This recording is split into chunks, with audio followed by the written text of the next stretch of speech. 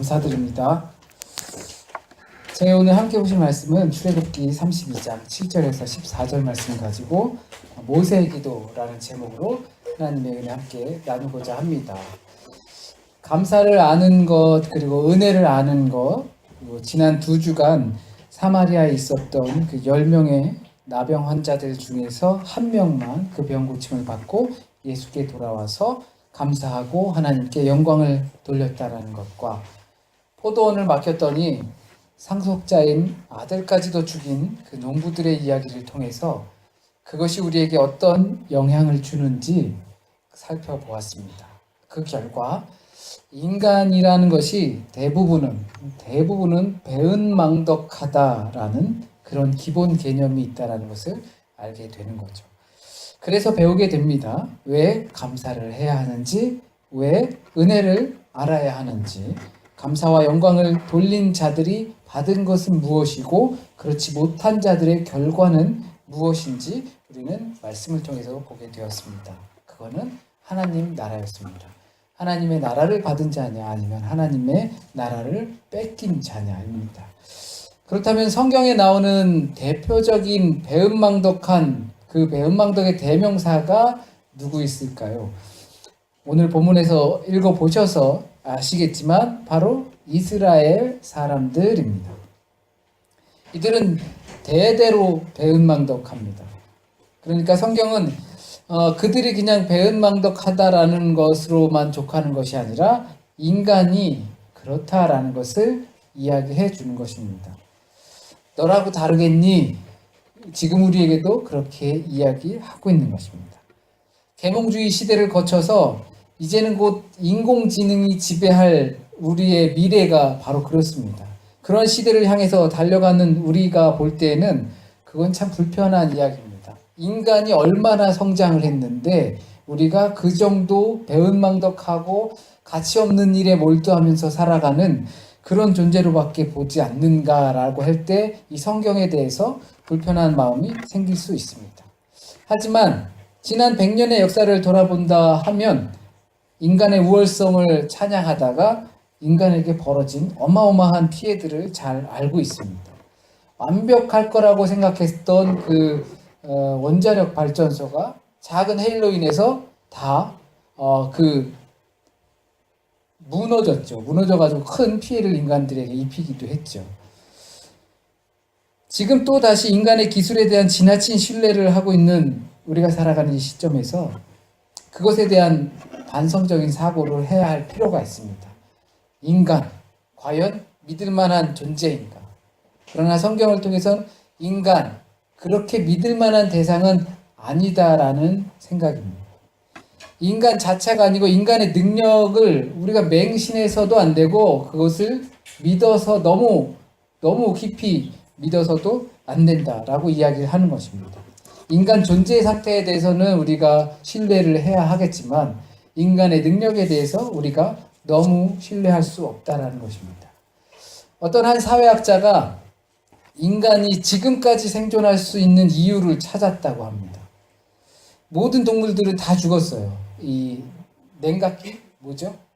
우리 지구에 찾아온 그 냉각기, 빙하기, 네, 빙하기를 통해서 다 죽어버렸어요. 어마어마한 공룡들이 지배하던 시대가 있었어요. 그 공룡들 틈바구니에서 인간이 있었다라면 살아남는 게 좀 웃기지 않습니까? 달리기도 못하죠. 힘도 약하죠.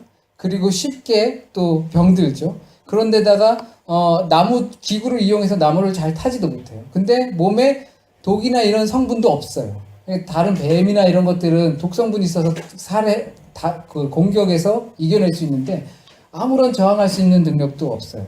그 동물의 세계 속에서 인간이 지극히 힘없는 존재인데 그런데도 인간이 그 동물의 왕국과 그 빙하기를 통해서도 생존할 수 있었던 것은 그들이 오히려 이 세계를 이제 더 나아가 지배할 수 있게 된 것은 인간들이 갖고 있는, 우리가 갖고 있는 사회성이라고 합니다.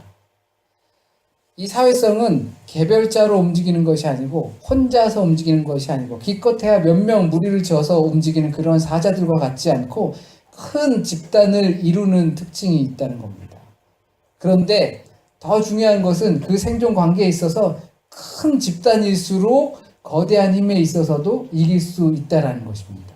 사자들이 와도 유약한 집단이 큰 무리를 갖게 되면 우리 이길 수 있다는 것입니다. 우리가 과거에는 노동자들을 향해서 볼 때 약자 이렇게 생각했습니다. 그런데 그 노동자들이 이 큰 그 노동조합을 이루게 되면서 더 이상 약자가 되지 않았어요. 오히려 그 사업자들이 약자가 된 편이 없지 않아 있습니다. 아무리 유약한 상태도 큰 힘을 모으게 되면 큰 무리가 되는 것입니다. 인간에게는 그렇게 할 수 있는 능력이 있었는데 바로 그것이 신이라는 겁니다. 너 다르고 남 다른데 어떻게 우리가 한 울타리로, 한 집단으로, 한 조직으로 살아갈 수 있었겠는가라는 것은 김씨, 이씨, 박씨, 때로는 철천지, 원수, 그리고 유색인종, 그런데도 어떻게 우리가 큰 집단을 이루었냐 하는 것은 바로 신이라는 그 큰 울타리 안에 모였다라는 것입니다. 신 아래 대동단결해서 모이게 되는 것입니다. 그래서 우리가 길에서 만나게 되면 또 낯선 사람을 만나더라도 이야기하다 크리스찬이야 라고 하면 뭔가 이렇게 정감이 가죠. 또는 나는 불자야 하면 뭔가 정감이 가요. 나는 무슬림이야 하면 그들끼리만이 갖는 정감이 있어요. 서로 다른데 하나를 확 모이게 하는 결집력이 바로 그 신이라는 존재에 있습니다. 신만이 이렇게 아무런 관계없는 남남을 하나의 거대한 집단으로 만든다는 겁니다. 그래서 인간이 신을 만들어내었고 그 신 아래서 대동단결해서 그 강한 사자나 동물들로부터 이기게 됐다라는 것입니다. 그런데 중요한 건 우리가 말씀에서도 보았지만 가짜 신이라는 겁니다. 자기들의 집단을 유지하기 위해서 만들어진 신이라는 겁니다. 그것도 우리를 생존하게 할 수는 있어요. 잘 살게 할 수 있고 돈을 벌게 할 수 있고 그리고 어떤 능력도 갖게 할 수 있어요. 왜냐하면 우리가 우리의 유익을 위해서 만들어 놓은 신이기 때문이에요. 그렇다면 그것을 놓치기 싫어서 다 거기에 모인다라는 거죠. 그런 조직을 이룬다라는 겁니다. 오늘 본문은 모세의 기도입니다. 하지만 전으로 보게 되면 우리가 말했던 자기의 조직을 유지하고 다른 타인들의 공격들로부터 나를 보존시키고 또는 더 큰 유익을 만들어내기 위해서 만들어낸 신이 등장합니다. 모세는 하나님의 법인 십계명을 받으러 시내산에 올라갔습니다. 그런데 이스라엘 백성들이 모세가 40일 동안 내려오지 않으니까 불안한 마음이 생겼습니다. 그리고 아론을 불러다가 자기를 위하여 자기를 앞으로 인도해야 할 모세가 죽었을지도 모르니까 40일 동안 그 아무것도 먹을 걸 안 가져 산에 올라가서 살아남은 사람들 못 봤을 거예요. 그러니까 우리를 위해서 우리를 인도할 신을 이제 만들어라 라고 하는 겁니다. 왜 그렇습니까? 자기들의 조직이 붕괴될 것 같기 때문입니다. 애굽에서 도망쳐서 홍해를 건너서 광야에 도착했지만 그렇지만 지금 모세가 없어져 버렸어요. 그럼으로 인해서 우리의 조직이 와해돼서 흩어지면 사막이에요. 사막이면 승냥이도 있고 들짐승들이 있을 거 아니에요. 그러면 공격을 당하면 자기들은 끝장이 날 수가 있어요. 그것을 막기 위해서 신을 좀 만들어라. 사람들이 흩어지지 않게. 자기들의 중심을 잡아서 자신들을 인도할 신을 만들어 달라고 한 것입니다. 이것이 우상의 특징입니다. 이런 마음을 잡아줄 수 있는, 우리의 흐트러지는 마음을 잡아줄 수 있는 보이는 형상.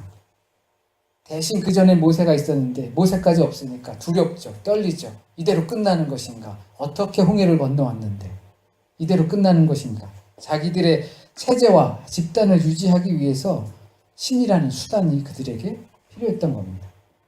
자신들의 욕심과 이익을 유지하기 위해서 추구되어지는 모든 표현들, 그걸 우리는 우상이라고 합니다. 그런 것들 중에서 우리 곁에 뭐가 있을까요? 내 지금을 유지해주기 위해서 필요한 보이는 형상, 내 욕망, 그것을 표출해서 만들어낸 무언가의 형상, 그것이 우리에게 뭐가 있을까요? 딱 꼬집어서 말씀드리면 때로는 상처받을 수도 있기 때문에 우리 각자가 마음에 떠오르는 그러한 것들이 있을 겁니다. 혹시 이거 나에게 우상 아닌가? 지금의 나를 유지하고 내가 흩어지는 것, 내가 두려운 것을 어떻게 대체할 수 있는 무언가를 이것이 대신하는 거 아닌가? 하나님이 아니라 보이지 않는 하나님, 그것보다는 보이는 내 욕망에 표출된 무언가, 그거 있다면 그게 우상인 겁니다. 우상은 별게 아닙니다. 금송아지만 우상이 아니고 나를 위해서 나를 인도할 의지의 것이 모두 우상입니다. 보이지 않는다고 당장 두려워하고 있는 나를 잡아주는 주님 외에 무언가, 그것이 우상입니다. 특별히 그 금송아지는 이스라엘이 남북으로 갈라지고 북쪽 일대 임금인 여로보암이 이 종교적 행위를 하기 위해서 예루살렘을 갈망하는 사람들에게 대신 만들어 오는 그 황금 송아지를 연상시키게 합니다. 그곳에서 이스라엘 땅에 북쪽에다가 자기들이 만들어 놓고 너네 예루살렘 굳이 갈 필요 없어. 우리의 절기 여기서 지키면 돼. 금송아지야. 봐. 어때? 멋있지? 크지? 반짝반짝 거리지? 굳이 거기 갈 필요까지 없다고 대체할 무언가를 만든 것입니다. 그들의 욕망을 대신 채워주는, 그들의 두려움을 없애주는 무언가를 만든 겁니다. 근데 히브리어에서 이 알레프라는 알파벳 A와 같은 그 알레프라는 이 단어가 이제 히브리 단어가 원래 상형 문자잖아요. 이 원시 문화예요. 이 사람들이 돌도끼 지금 돌도끼 들고 막 이러는 사람들이 상황이에요. 그때 당시에 말이 무슨 저희처럼 말이 다양해요. 아니면 말이 통해요. 그래서 그때는 상형 문자가 대세였죠. 그래서 알레프라는 그 알파벳 A는 송아지를 뜻해요. 소. 그런데 이 소는 또 다른 의미로 신을 뜻해요. 그러니까 이 사람들이 이것을 보여주었을 때 알레프 하면서 알레프 하면은 그 사람들이 소로 받아들이지만 동시에 신으로 받아들이게 되는 것입니다. 그렇기 때문에 아론이 자 여기 너희의 신이 있다라고 이야기한 게 통한 것입니다. 송아지, 소, 신 그렇게 이해할 수 있게 된 거죠. 그런데 여기서 우리가 더 깊이 할 수 있는 것은 이 소가 우리에게 왜 신이 되는 것이고 왜 우상이 되는 거냐라는 겁니다. 단순히 나를 위해서 나를 안전하게 내가 원하는 바를 채울 수 있는 무언가를 의미하는 것만은 아닙니다. 지금은 더 이상 소가 그렇게 될 수가 없잖아요. 이제 뭐 뉴욕에 가면은 그게 있다고 그러죠. 큰 그 검은 소, 증권시장 앞에 검은 소가 있어서 그 부를 상징하고 경제를 상징하는. 그래서 거기 가면 어느 특정 부분만 다 달았대요. 어느 특정 부분만 다 상상하기 마련인데 특정 부분만 하도 만져가지고 다 달았다고 합니다. 지금 어떻게 보면 그것이 또 다른 우상의 모습으로 나타나게 되는 겁니다. 하지만 이때 당시에는 소는 농경 문화를 뜻합니다. 이집트와 같은 농경 문화의 상징이에요.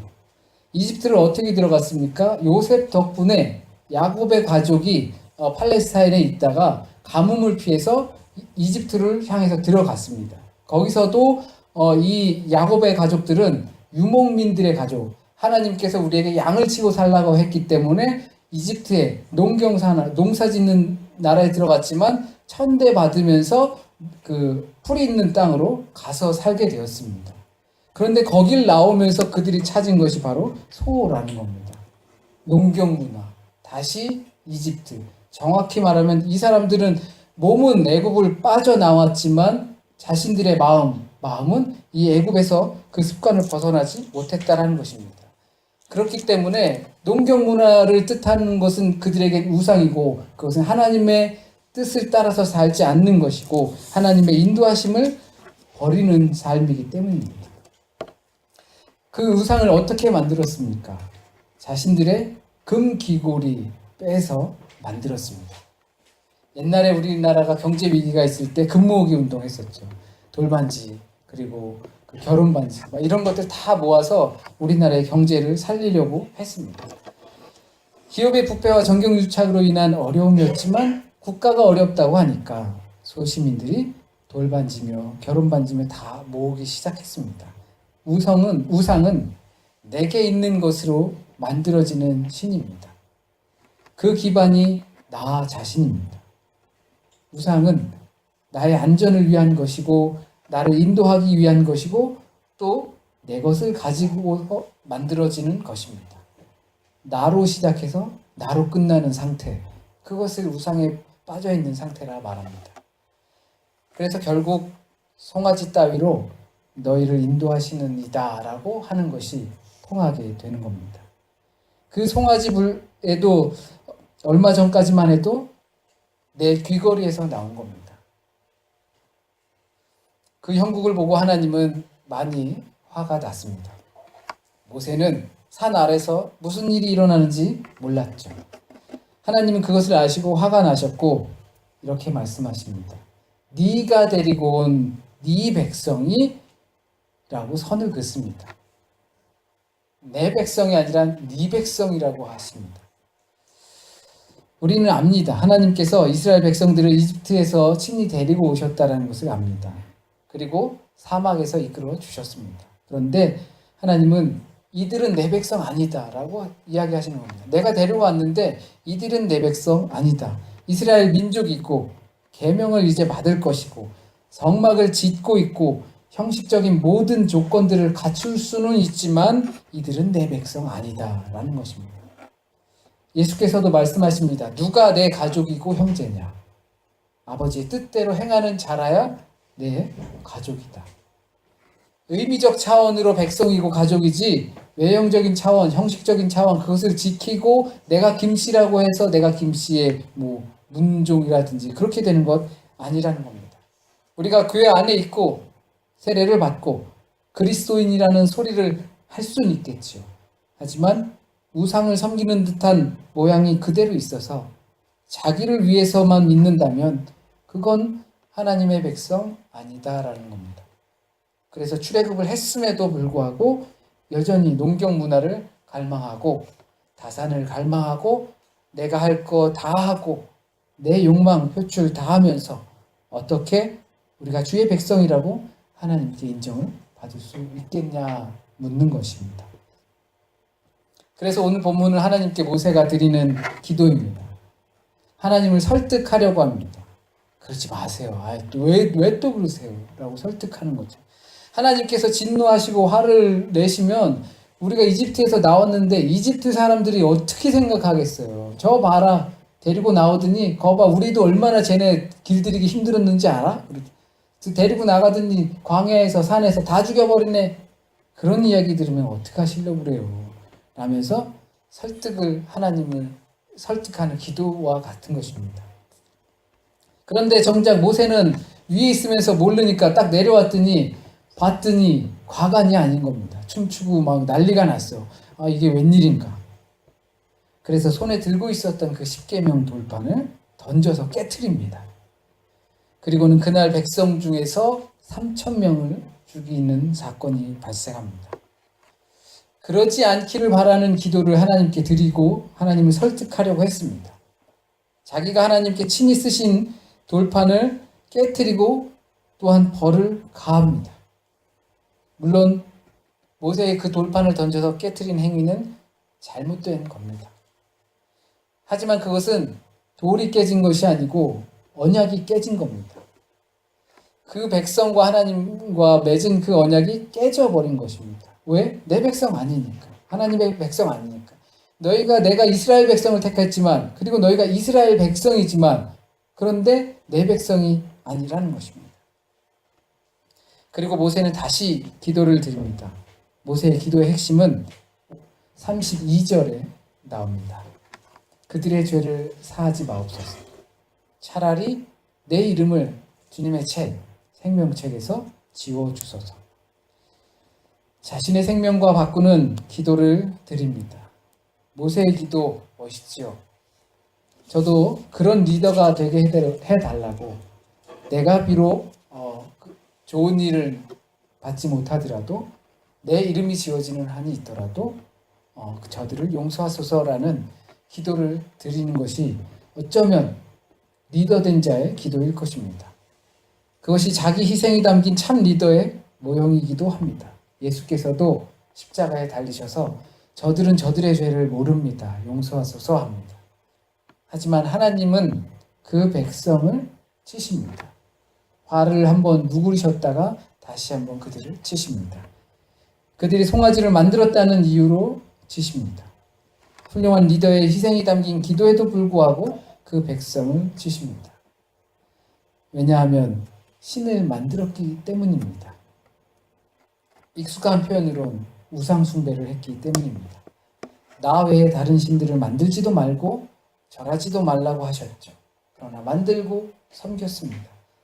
그렇기 때문에 하나님의 진노가 임했습니다. 이번 사건뿐만 아니라 이스라엘 백성들이 광야에서 지내는 동안 이스라엘의 역사 속에서 백성들은 꾸준히 이런 일들을 벌여왔습니다. 인간은 꾸준히 자신의 신을 만들어 왔습니다. 자신의 필요를 채우기 위해 자신의 신을 만들어 왔습니다. 자신의 그 욕망을 표출하는 것에 있어서 매우 적극적으로 살았습니다.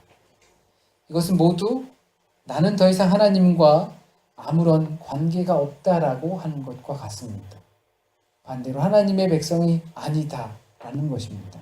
하나님의 백성이 아닌 자는 하나님의 심판이 있는 겁니다. 여기 오신 여러분들은 대부분 하나님을 믿지요. 그렇기 때문에 말씀드릴 수 있는 부분이기도 합니다. 믿음으로 구원을 받고 그 믿지 않은 자들은 이미 심판을 받았다는 예수의 말씀대로 쉽게 말할 수 있습니다. 하나님을 잘 믿어야 한다고 하지만 하나님을 믿지 않는 분들은 하나님을 믿어서 무엇이 유익이 있는가 그걸 따지게 됩니다. 하나님만 추종하면서 가난한 자들을 돕고 연약한 자들을 돕고 더불어 함께 살아가야 한다라는 그런 것들이 기독교의 사상이라면 하나님을 믿어서 욕망을 쫓아 살지 말고 금을 쫓아서 살지 말라는 그것이 내게 무엇이 유익하냐라고 믿음이 없는 자들을 말할 수 있습니다. 난 금송아지가 좋고 농경사회가 좋고 다산이 좋고 내 욕망을 표출해서 나만의 신을 만들고 나를 시원한 물가로 인도해줄 그러한 신을 숭배하면서 사는 게 내게 유익하다라고 생각하는데 우리가 하나님을 믿어서 너희가 말하는 그 하나님을 믿어서 얻을 게 뭐냐라고 질문할 수 있습니다. 그렇다면 스스로에게 자문하셔야 합니다. 하나님을 믿어서 유익한 게 무엇인가? 나는 하나님을 믿어서 유익한 게 무엇인가? 우상을 만들지 않고 추종하지 않고 쫓지 않고 하나님을 믿어서 유익한 게 무엇인가? 모세는 산에 올라가서 죽었는지 살았는지도 모르고 우리는 금방이라도 와야 될 것 같고 어떻게든 또 공격을 받아서 죽을지도 모르고 그러는데도 금송아지 만들지 않고 끝까지 인내하면서 기다려서 내게 주어질 유익이 무엇인가? 나를 위한 것이 아니고 하나님의 영광을 위한 삶이 내게 과연 무엇이 유익한가? 하나님의 백성이라는 것이 내게 과연 무엇이 유익한가? 그 질문에 답변하는 것. 그게 바로 신앙 고백입니다. 왜 믿어야 하는가? 그것이 믿는 것이 내게 무엇이 유익한가? 답해도 모를 수도 있고 우리 자신조차도 완벽하게 답하지 못할 수도 있습니다. 하지만 우리가 이 질문을 던지고 여기에 대해서 우리는 스스로 답할 때 그것이 나의 신앙이고 고백입니다. 그렇게 우리는 조금씩 성장해 가는 것이고 그렇게 우리는 조금씩 우상이라고 하는 것들로부터 멀어지고 조금 더 인내할 수 있게 되고 조금 더 하나님의 인도하심을 부르짖을 수 있게 되는 줄 믿습니다. 기도드리시겠습니다. 하나님, 우리는 기도드립니다. 하나님께 기도드립니다. 우리의 좋은 믿음을 갖게 해달라고 하나님을 믿고 또 하나님 의지해서 그 말씀 의지해서 살아가고 행동할 수 있게 해달라고 기도드립니다. 그것이 그저 울리는 소리에 그치지 않게 하시고 그 소리 안에 우리의 마음이 담겨서 우리의 마음으로 고백할 수 있도록 인도하여 주시옵소서. 우상을 쫓지 않고 송아지를 쫓지 않고 황금을 쫓지 않고 과거를 쫓지 않고 주님께서 주시는 생명을 쫓아 살아갈 때 우리가 하나님의 백성이 되고 하나님의 나라를 유업으로 받고 또한 주께서 우리를 위해 준비해 놓으신 영원한 생명이 우리에게 있음을 고백합니다. 그것이 지금 이 땅에서 주어지는 더 큰 환희보다 무엇이 좋냐고 묻는다면 우리는 답하기 원합니다. 영원한 주님의 삶과 생명이 내게는 더 기쁘고 더 감사하고 더 기대된다라고 우리의 마음을 고백해 봅니다. 주님, 우리와 함께하여 주셔서 오늘 우리에게 주신 주님의 말씀이 우리 마음 깊숙이 남게 하여 주셔서 뿌리 내리고 열매 맺고 그 열매 주님께 드려 감사와 영광 돌릴 수 있는 우리 되게 주님 인도하여 주시옵소서. 세상의 비난 가운데서도 또는 세상의 비교 가운데서도 오직 주님의 길이 진리라 믿고 갈 수 있는 우리가 되게 인도하여 주시옵소서. 한 주간의 삶을 주님께 맡깁니다. 온전히 주님께 맡깁니다. 다시 한번 주님을 바라보고 맡기는 한 주간의 삶 되길 원합니다. 육체의 질병과 또 삶의 고뇌와 앞으로의 불확실한 그 미래들 가운데서도 주님 의지하며 인내하며 따라가기 간절히 바라고 바랍니다. 주여 인도하여 주시옵소서. 모든 말씀